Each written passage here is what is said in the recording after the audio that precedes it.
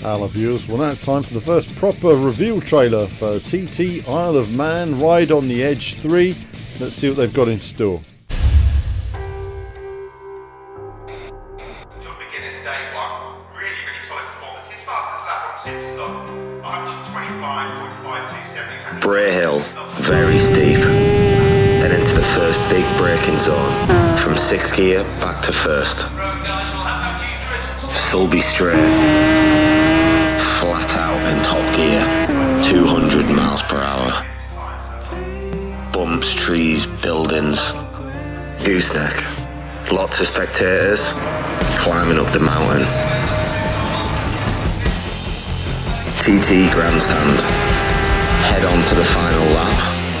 Time to push.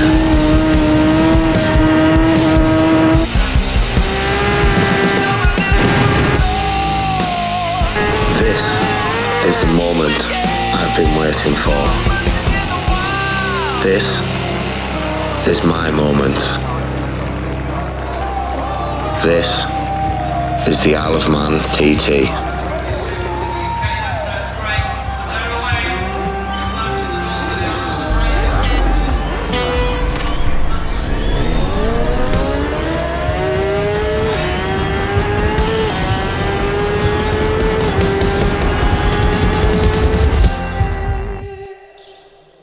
So hearing the words of Davey Todd there running a lap, I was privileged enough to spend some time with Davey a couple of years ago and discuss an entire lap of the circuit with him when looking at the previous title, and you can see that there's a link in the description, and I'll put a link in the video as well, so do check that out. It's always great to hear from a rider in terms of their focus and how calm they are, what they're focusing on. Really interesting for me, but also a great privilege. I have incredible respect for these riders. They are another level in terms of where their minds are on a lap like this. I can barely remember a lap of the track, let alone the speed and commitment on every single corner. It really is something to behold, so do check that out. As for Ride on the Edge 3, let's go through a couple of details. A ride on 32 different circuits, including current and historical races. Sounds like a much more solid package this time, and the historical races sound interesting as well. Look forward to learning more about those. Nearly 40 superbike and supersport motorbikes and riders. It's a solid number of the Isle of Man TT entries.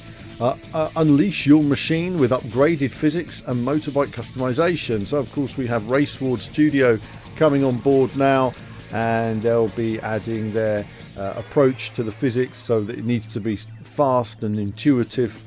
You really need to be able to react to what's happening around you, and you need a bike model system that reacts in that way. I hope they can find a nice balance.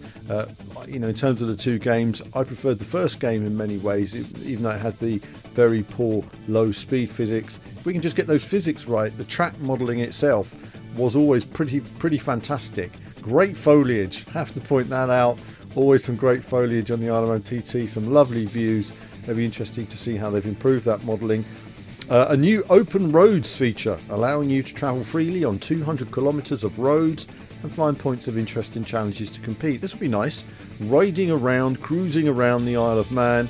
Again, it's going to be interesting to see not just how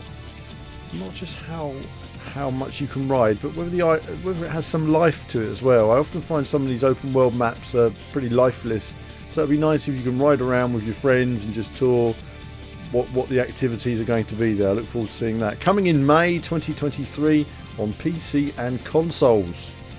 That's all they're saying at this stage. Consoles, right. There's also a screenshot that's been released, just showing a little bit of detail in terms of the texturing, the lighting. There's definitely a step forward in the texturing and the lighting on the circuit. It's a bit darker, a bit more gritty, though it is a bit overcast in the screenshots. The bike itself has lots of marks of wear and heat. Essentially it's been put through the exhaust, and lots of little elements that really bring it together and make it feel more lived in. I like that. Lots of new details. If there's one thing that stands out to me that still needs a bit of improvement from my perspective, a little bit is tarmac texture. The tarmac textures do still seem a bit samey around the circuit. and it certainly seems to me that's something I would look at, talk to the riders about to make sure that's just right, because tarmac textures are as important as anything in the riders understanding the bumps, understanding parts of the track, where the racing line is, where the grip is, where there might be some grease or some dirt, whatever. These elements are really important to making sure that tarmac has an absolute life to it. It's what your eyes are looking at most of the time. So far so good. The game's looking good at this stage. Pretty pleased to say they've got the elements in place, and I look forward to seeing them maximising a bit more of the performance of the new current gen consoles as well. But look forward to that. More gameplay when we have it. Probably be a couple of months to some gameplay, I expect. So see if the game's releasing in May. We probably won't have anything to the spring.